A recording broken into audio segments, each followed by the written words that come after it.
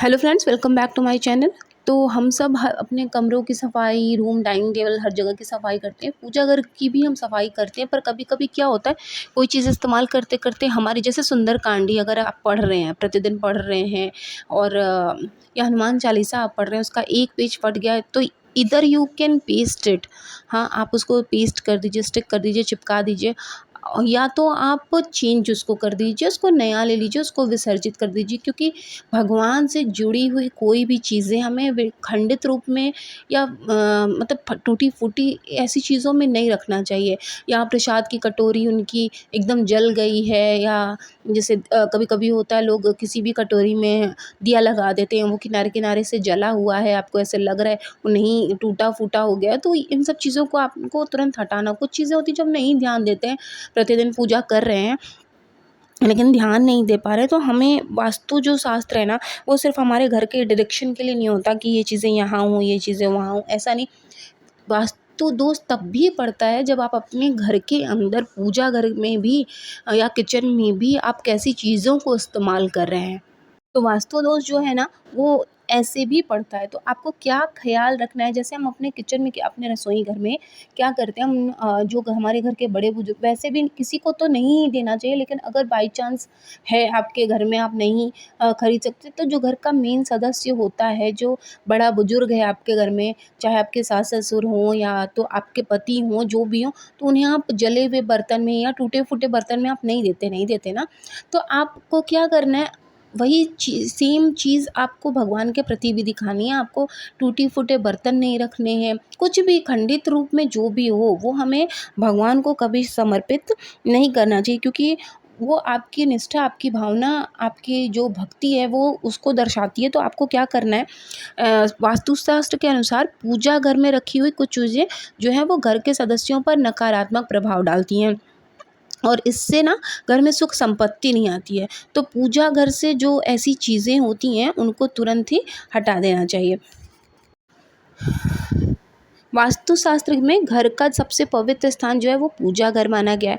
वास्तु का सिद्धांत जो है, वो हमारे घर में कौन-सी एनर्जी आ रही है ना, उस पर आधारित होता है, ठीक है? तो अगर आपका सबसे अधिक जो एनर्जी आती है हमारे घर में, वो पूजा घर से आती है। तो इसीलिए बार-बार यही कहा जाता है कि पूजा घर को साफ-सुथरा रखिए, उसमें अच्छी चीज़ें रखिए। और वास्तुशास्त्र के अनुसार पूजा घर में रखी हुई ना, हर एक चीज़ का जो है, वो विशेष महत्व होता है। तो वास्तु के अनुसार पूजा घर में कभी भी कोई भी ऐसी चीज़ नहीं रखनी चाहिए जिससे नेगेटिव एनर्जी हमारे घर में उत्पन्न हो जाए। पूजा घर में रखी कुछ चीज़ें जो हैं, वो घर के सदस्यों पर बुरा प्रभाव पड़ती हैं, जिन पर नेगेटिविटी जल्दी असर करती है ना। अगर आपने पूजा घर में कुछ गलत चीज़ें रखी हैं, तो वो सबसे ज़्यादा अफेक्ट उन्हीं लोगों को करेगी। तो इससे घर में की बरकत भी रुक जाती है और जो है, घर में जो स्टेबिलिटी है लक्ष्मी जी की, वो भी रुक जाती है। तो हमें कौन-कौन सी चीज़ें तुरंत हटा देनी चाहिए, आइए उस पर हम ध्यान देते हैं। तो सबसे पहले वास्तुशास्त्र के अनुसार मंदिर में कभी भी टूटी हुई या खंडित मूर्ति नहीं रखनी चाहिए, क्योंकि ऐसी मूर्तियाँ रखने से ना पूजा का फल नहीं मिलता है और नकारात्मक ऊर्जा भी सबसे ज़्यादा फैलती है। तो सबसे पहले खंडित मूर्तियों को आपको पानी में ले जाके विसर्जित कर देना है, ठीक है? नदी कहीं भी दिखे आपको, आप वहाँ जाकर उन्हें विसर्जित कर दीजिए। और दूसरा है, वास्तु के अनुसार पूजा घर में कभी भी एक ही देवी देवता की अधिक मूर्ति नहीं रखनी चाहिए। अब जैसे मैं बताऊँ, मेरे मंदिर में 3 जो है गणेश जी हो गए थे चांदी के, और 1 लक्ष्मी जी हो गई थी। वो ऐसे है कि मैं मतलब बच्चे जो हैं, वो खेल-खेल के उन्होंने छोटे-छोटे तो वो होते ही हैं, वो उन्होंने कौन-सा हटाया, कौन-सा फेंका, क्या किया पता नहीं। तो 3 गणेश थे, 1 लक्ष्मी थी, तो मैंने 2 गणेश जी हटा दिए और 1 लक्ष्मी, और अब 1 गणेश हमारे यहाँ मंदिर में है। और एक जो आप दिवाली पर मिट्टी के लेकर आते हैं, वो आपके यहाँ स्टेबिलिटी के लिए आती हैं, धन लक्ष्मी के लिए आती है। और गणेश जी शुभ कार्यक्रम आपके यहाँ हमेशा होता रहे और लक्ष्मी की कृपा आपके ऊपर हमेशा बनी रहे, इसलिए जब हम दिवाली पर लेकर आते हैं गणेश लक्ष्मी को, तो हम उनको साल भर अपने घर में विराजमान रखते हैं। उसके बाद जब हम नया लेकर आते हैं, तो इनको हम पानी में विसर्जित कर देते हैं। तो इसमें कोई दोष नहीं है, क्योंकि ये जो दिवाली पर हम लेकर आते हैं ना, वो हमारे लिए पूज्य होता है। तो आपको उसको नहीं बाहर करना है कि आपके घर में 2 गणेश जी हो गए तो आप उसको बाहर कर दीजिए, ऐसा नहीं है।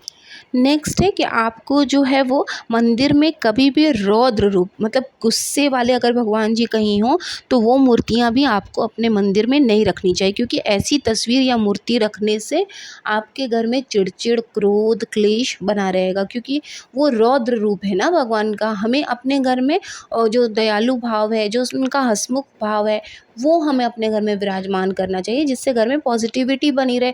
भगवान को गुस्सा तो कभी-कभी आता है ना, जब वो कुछ अनिष्ट देखते हैं तब उन्हें आता है। तो अगर आप कुछ उनके लिए ऐसा लाएँगे तो नेगेटिविटी तो घर में आएगी। तो आपको क्या करना है, अपने घर में जो भी भगवान आप लाएँगे उनको आप देख कर लाएँगे कि उनका जो चेहरा हो तेज हो, उस पर चमकता हुआ तेज हो और उनमें रौद्र रूप उनका ना हो। पूजा घर में कभी भी फटी हुई धार्मिक पुस्तकें तो बिल्कुल नहीं रखनी चाहिए, और अगर फट गई हैं पुस्तकें तो उन्हें आप बहते जल में प्रवाहित कर दें। ठीक है? तो जो जितनी भी बुक्स आपकी होती हैं जो जैसे सुंदरकांड अगर आप डेली पढ़ते हैं तो 1-2 पेज कभी-कभी ऐसा होता है निकल आता है, या कवर पेज निकल जाता है, तो आपको क्या करना है, तो आप उसको चिपका दीजिए, और या तो फिर आप उसको चेंज करके जो है वो नया-सा ले लीजिए। फिर है, पूजा घर में देवी देवता को कभी भी खंडित जो चावल होता है, अक्षत होता है, वो नहीं चढ़ाना चाहिए। आप साफ़ सुथरा बड़े दाने का चावल ले आके एक बड़े डिब्बे में रख लें, और वही आप भगवान को मतलब जैसे आप पूजा घर का सामान लेने जाते होंगे महीने का, तो आप एक कट्टा चावल भी ले लीजिए जो बिल्कुल भी टूटा हुआ ना हो। अब तो मंदिर में मतलब दुकानों में मिलने लगे हैं, तो आप देख कर चावल भी ले लें, क्योंकि चावल भी खंडित हम उन्हें अक्षत में नहीं चढ़ाते हैं। कुछ भी टूटा-फूटा हम भगवान को समर्पित नहीं करते हैं, ठीक है? फिर अगला जो दोष मतलब अगली जो चीज़ें हैं कि जिसको करने से दोष हो सकता है, वो है कि पूजा घर में कभी भी पितरों की तस्वीर नहीं लगानी चाहिए। मतलब आप पूजा कर रहे हैं अगर, तो भगवान के साथ-साथ आपको अपने पूर्वजों की पिक्चर्स नहीं लगानी चाहिए। पूजा घर में ऐसी अगर आप पिक्चर्स लगाते हैं तो वो अशुभ मानी जाती हैं, क्योंकि भगवान और इंसान कभी एक बराबर नहीं हो सकते। जब हम आत्मा जब शरीर छोड़ देती है, तब जाके जो आत्मा है वो परमात्मा में विलीन होती है। उससे पहले जब आप सजीव रूप में हैं तो आप कभी भी भगवान के स्वरूप में नहीं हो सकते। इसलिए हम हमेशा जभी भी देखते हैं तो अगर किन्हीं की आपके पूर्वज ख़त्म हो गए हैं तो आप उनकी पिक्चर ले जाके मंदिर में रख दें, ऐसा नहीं करना चाहिए। और एक नियम जो है वो मंदिर से जुड़े हुए नियमों के अनुसार सामने आती है कि जभी भी कुछ हम लोग दिया जलाते हैं या कुछ हवन करते हैं, तो माचिस की जो जली हुई तीली होती है उसको मंदिर के आसपास ही फेंक देते हैं। तो जो जली हुई तीली होती है वो नकारात्मक ऊर्जा का रीज़न बन सकती है, तो उसे नज़रअंदाज नहीं करना चाहिए। आप अगर पूजा कर चुके हैं तो आपको उसको एक जगह हटाकर बाहर फेंक देना चाहिए। तो घर में मंदिर का स्थान घर का सबसे पवित्र कोना माना जाता है। एक बहुत ही पवित्र स्थान होता है, और इस जगह पर श्रद्धा भाव से देवी देवताओं की पूजा की जाती है। तो किसी भी घर के मंदिर में लोग अपने मन की शांति के लिए ही ईश्वर की आराधना करते हैं और ध्यान करते हैं।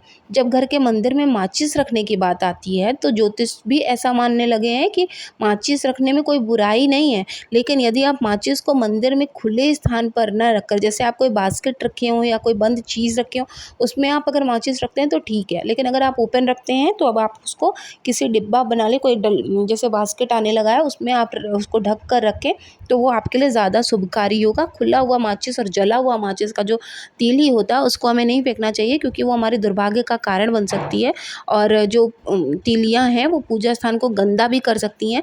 जबकि मंदिर की पवित्रता को बनाए रखने के लिए हमें इसे हमेशा साफ़ सुथरा रखने की सलाह दी जाती है, और जला फटा टूटा ये सब तो हम वैसे भी अपने मंदिर में नहीं रखते हैं, ठीक है? तो आगे से आप ध्यान रखें कि जो माचिस की तीली है या फूल आप चढ़ा रहे हैं वो आप ऐसे ही फेंका हुआ है, चावल का दाना नीचे ज़मीन पर पड़ा हुआ है, ये सब चीज़ें हमारे पैर के नीचे भी नहीं आनी चाहिए। ये भी आपके पूजा के जो भी दोष होते हैं उनको ख़त्म करने का कारण बन सकते हैं। मतलब दोष आपको लग सकता है, ख़त्म करने का कारण नहीं। पूजा आपका जो है वो शुभ नहीं माना जाएगा। इसके अलावा घर के मंदिर में कभी भी आपको मुरझाए हुए फूल नहीं रखने चाहिए, इससे आपके घर की उन्नति रुक जाती है। मंदिर वाले स्थान पर देवताओं की टूटी हुई मूर्तियाँ में अगर आप रखते हैं तो इससे कलह बढ़ जाता है। अगर आप धूप बत्ती जलाते हैं और उसकी राख मंदिर में छोटी रहती है 1, 2, 3, 4 दिन तक, तो कभी भी दिए की जली हुई बत्ती को भी नहीं रखना चाहिए और ना ही उसकी राख को रखना चाहिए। यहाँ तक कि जो आप दिया जलाते हैं उसकी अगर बाती बच जाती है ना, तो आपको उसको ऐसे ही फेंक नहीं देना है कि आप उसको दिया जो है वो मांजने जा रहे हैं और आप उसकी बाती को ऐसे ही फेंक दें, ऐसा ना करें। आप किसी भी गमले में पेड़ के नीचे उसको दबा दें, कहीं मिट्टी में दबा दें, या तो इकट्ठा करके एक जगह रख लें। जब आप मंदिर जाते हैं तो उसके कहीं किनारे किसी गमले में, किसी क्यारी में उसको डालकर दबा दें। लेकिन इस तरह से उसको फेंक कर उसका अनादर ना करें, क्योंकि वो भगवान के निमित्त आपने उसको जलाया था, ठीक है।